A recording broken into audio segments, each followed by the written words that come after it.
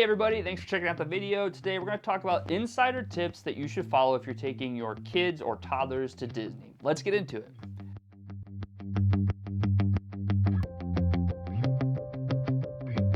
So my wife and I, my family, have been going very regularly to Disney World, and just this year we did annual passes for the first time. We do live outside of Florida, and we've growing up 5 times in 12 months. So I wanted to take the time to give you all the tips that we've accumulated over our many trips with and without kids to Disney World that also will apply to Disneyland. Let's talk about them. Tip number 1, it's important to plan ahead. Get as many things scheduled and have reservations on the books that you can cancel or modify depending on the needs of your group. Whether you're taking toddlers, teenagers, or young babies to Disney World, having a schedule and a plan that you can adjust is way better than not having a plan at all.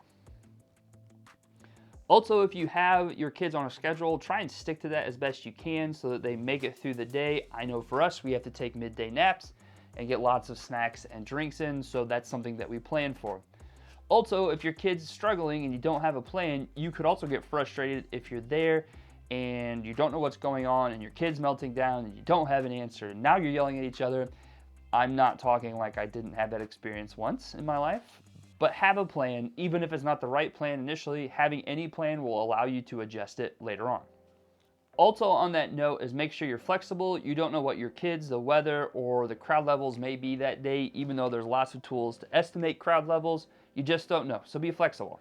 Tip number 2 is the art of the stroller. Get used to it. A lot of people like to wear backpacks in. I try not to do that, especially as our 2-year-old is growing up. They don't need the baby bag as we used to carry around for them. The stroller is super important because it gives you someplace to rest and carry supplies around, but then also organizing the under stroller accessories will help you get through security.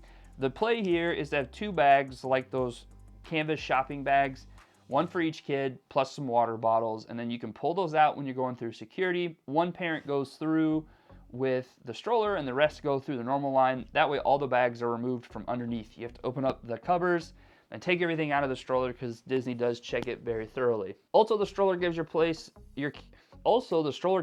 a rolling resting stop that also allows you to carry supplies, find some shade, attach a fan. So many things come from the stroller.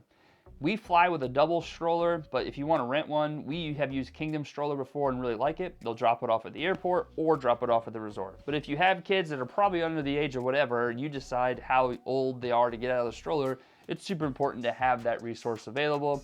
One thing to note too is double strollers have to be taken down everywhere across the park unless you're on the monorail, which you can push on a double stroller. You can push on a single stroller to the Skyliner and to the boats, but you have to take every type of stroller down on the buses. Also, if you're thinking about taking a jogging stroller, I highly discourage it because those wheels are monstrosities, but you do you.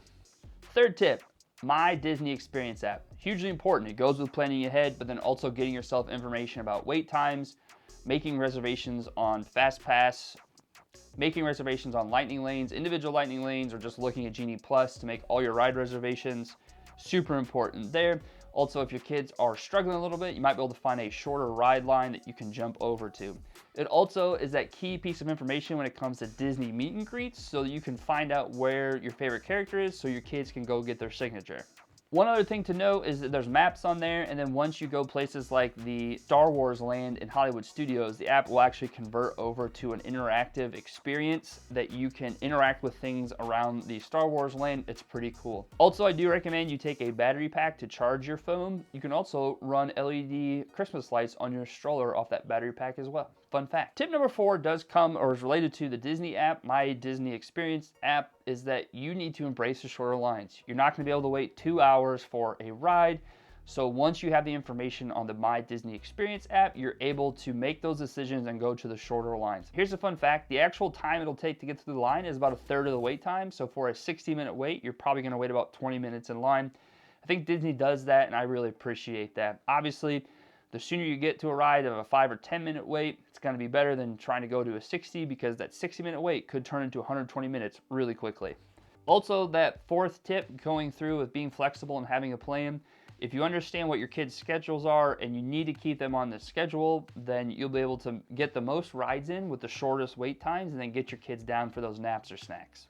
Tip number 5 is to prioritize naps and relaxation. There are so many areas at Disney World that I'm aware of that you can get into that are quiet and air conditioned.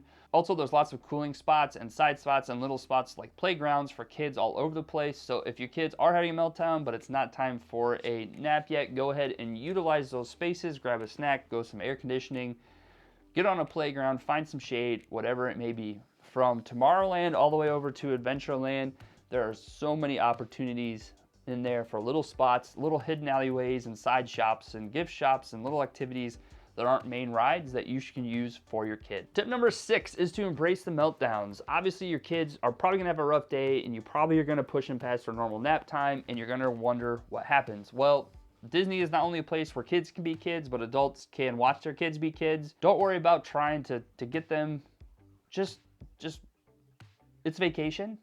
Meltdowns are gonna happen. Find a snack, a nap, a fan, whatever they need to calm down because you're the happiest place on earth. It's totally okay. I don't take a lot of things into the park for my kids like blankets and animals because I don't want them to get lost.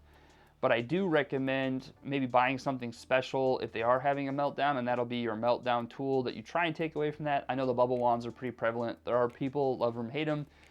But we have a lot of bubble wands because I'd rather deal with the bubble wand than a precious stuffed animal. Interesting fact, if you have an issue with your bubble wand, you can go to any place that sells it and they have replacement parts, batteries, and potentially, if they can't fix it, will provide you with a new one. So it's a pretty good investment while you're at the park. Finally, it's important for you to stay calm, don't yell, and if you are there with your spouse or partner or significant other, try not to argue because the kids are gonna pick up on that.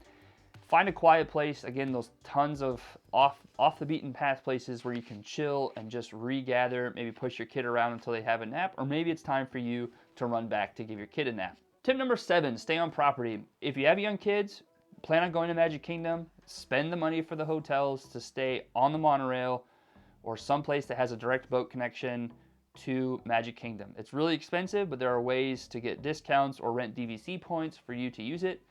And if you can't, if that's not in your budget, then definitely stay on property. You get early and late special access to parks.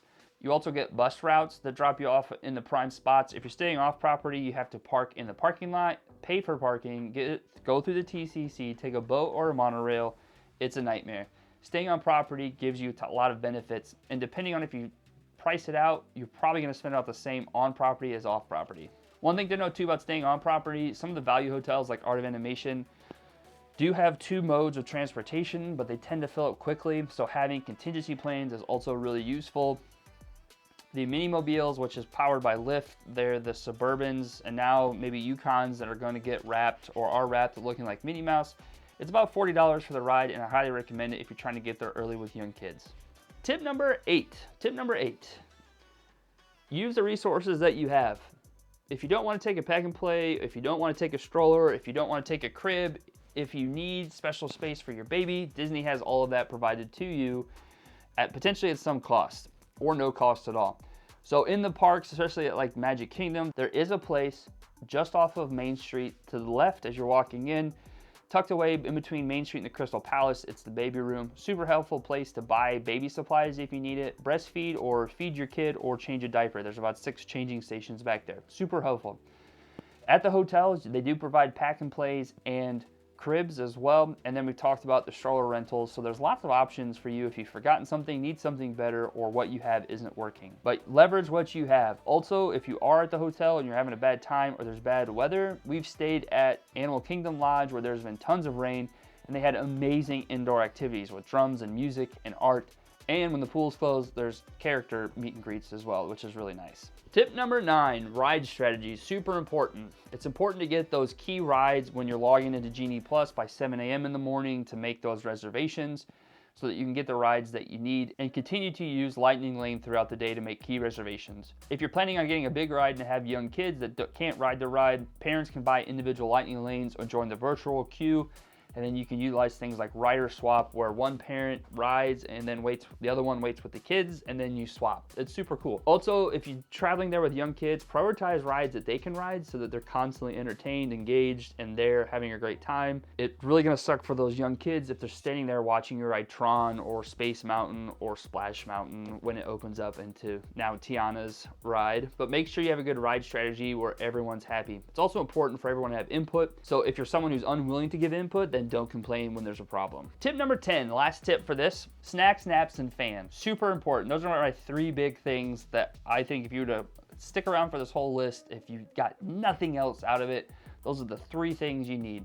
Bring snacks for your kids while you're traveling to the parks, while you're in the parks, coming home from the parks. Bring their favorite snacks. Make sure they're non-refrigerated. Disney will allow you to bring your own food in the park. They'll just have to check the bag and make sure there's nothing dangerous in there, but you don't have to buy any food from Disney World or Disneyland for that matter. You can bring in your own food and drinks. Also, to remember that your kids can't just power through not having a nap. It's super important for your kids to take naps, whether it's in the stroller. If they do fall asleep in the stroller, push them around, give them some shade, find some air conditioning, quiet spot for them to just chill and take a nap. It's totally okay. But we have tried numerous times to push our kids to the nap, and it fails miserably every time. Finally, fans. There's lots of fans at Disney, and whether they're mounted or you buy one for your stroller, they're all okay. I really recommend that you invest in a high quality lithium ion stroller fan that's rechargeable. Really, when your kid is in a stroller, uncomfortable and hot, they're gonna be super grumpy. Especially for those little ones, it's important to also monitor their body temperature, because if the forecast says it's supposed to be 65 or 70, it could end up being 85 with 100% humidity or an absolute downpour. So it's important to prepare for that. So, and really those are the 3 things. If you keep your kids fed, rested, and cool, they're generally gonna last a lot longer. By the way, we have bought the Disney Mickey fans, and they're okay, but I really do recommend the lithium ion fan. This is what they look like. They're amazing. By following these tips, you're going to turn your vacation to an absolutely amazing and memorable time. There's always going to be some hiccups because Disney's chaotic, but it's so much fun if you just chill and go with the flow and have that plan. Definitely be an unforgettable and magical experience. Remember to relax, have fun, and embrace the journey, because you're doing a lot more waiting and walking around than you are on a 60 or 1 minute or 2 minute or 3 minute ride.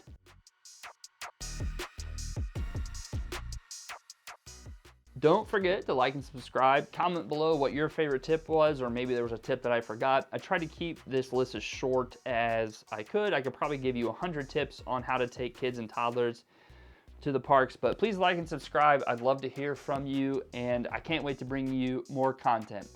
I'm Nick, and I'm signing off. I hope this made parenting a little easy and a little bit more fun. I can't wait to bring you more tips, tricks, and videos. Take it easy, everybody.